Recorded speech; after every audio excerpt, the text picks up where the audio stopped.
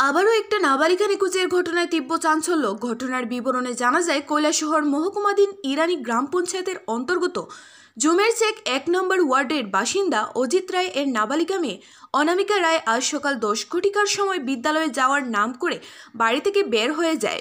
বিকেল হয়ে সন্ধ্যা ঘনিয়ে আসলে নাবালিকা মেয়ে বাড়িতে ফিরে আসেনি। এদিকে পরিবারের লোকজন চিন্তিত হয়ে পড়েন।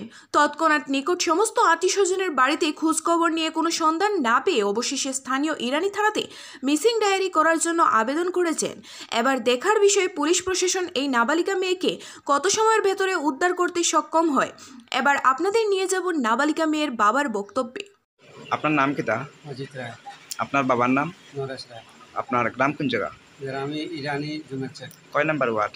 1 নম্বর ওয়ার্ড। আচ্ছা, কিতা সমস্যা হয়েছে? সমস্যা, আমার মেয়ে সকালে 10টা সোয়া 10টার সময় স্কুলে যাইতে করিয়া বার হয়েছে।